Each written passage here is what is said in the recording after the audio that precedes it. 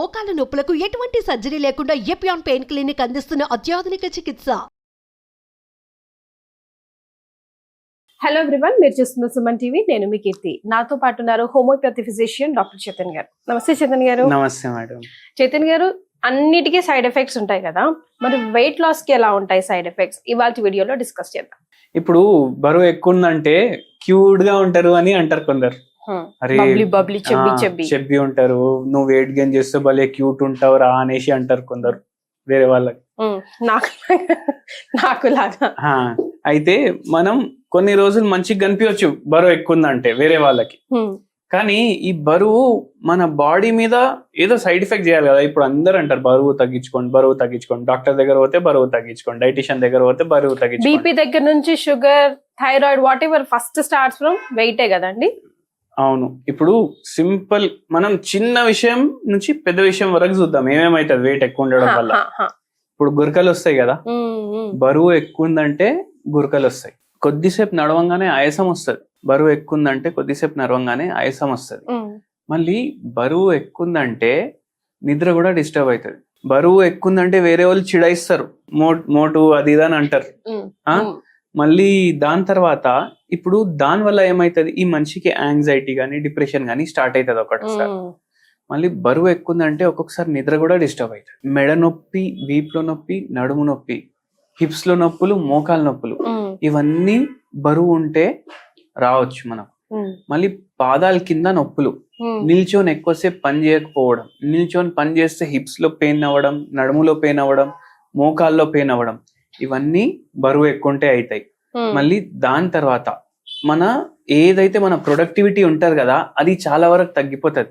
బరువు ఎక్కువ ఉందంటే మనం సరిగా పని చేయలేం. ఇప్పుడు ఒక 5 పనులు మీ ఆఫీస్ లో మీకు ఎవరో చెప్పారు అనుకోండి, మీరు టకటక చేసేస్తారు.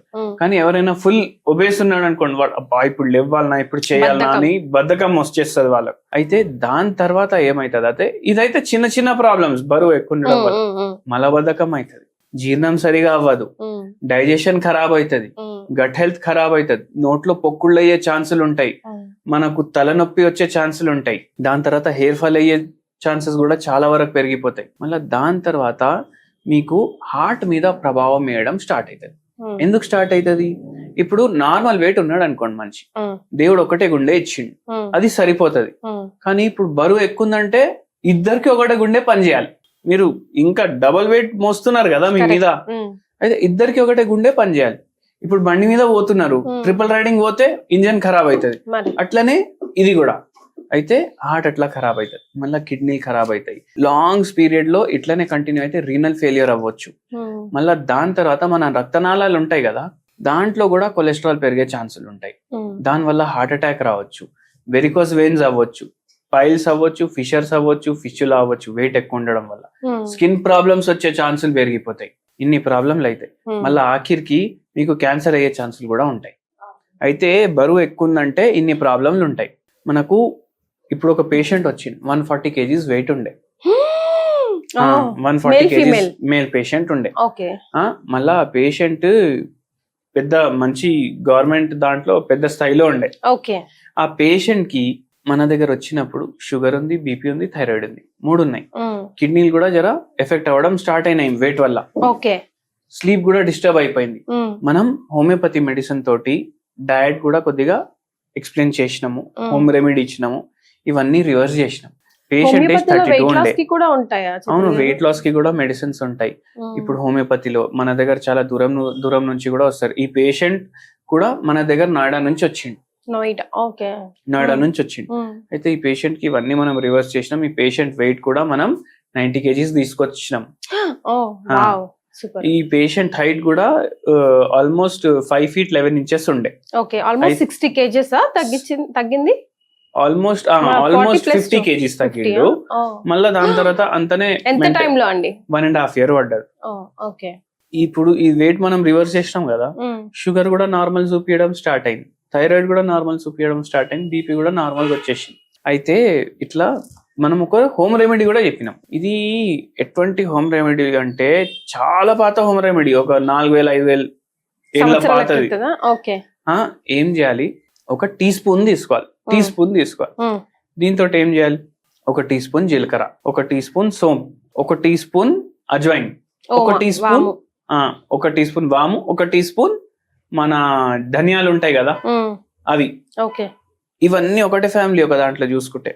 జీలకర్ర సోంపు అన్ని సేమ్ కనిపిస్తాయి మనకు. ఇవన్నీ తీసుకోవాలి, వాటర్ లో వేయాలి, బాయిల్ చేయాలి, వాటర్ కొద్దిసేపు వదిలేసేయాలి, దాన్ని చనాయించుకోవాలి, దాన్ని స్టెయిన్ చేసుకోవాలి, ఫిల్టర్ చేసుకోవాలి, వడగట్టుకోవాలి దాన్ని. అది చల్లగైనాక తాగేసేయాలి. Morning night, early morning empty stomach తాగాలి. దీంతో ఏమైతుంది, దీంట్లో ఫ్యాట్ బర్నింగ్ ప్రాపర్టీస్ ఉంటాయి. మన బాడీలో కొలెస్ట్రాల్ ఎక్కువ ఉందంటే దానికి కూడా హెల్ప్ చేస్తుంది. గట్ హెల్త్ ఏమో మంచిగా చేయడానికి హెల్ప్ చేస్తుంది. జర యాంటీ ఇన్ఫ్లమేటరీ ప్రాపర్టీస్ ఉంటాయి, మళ్ళీ ఎనర్జెటిక్ ప్రాపర్టీస్ ఉంటాయి.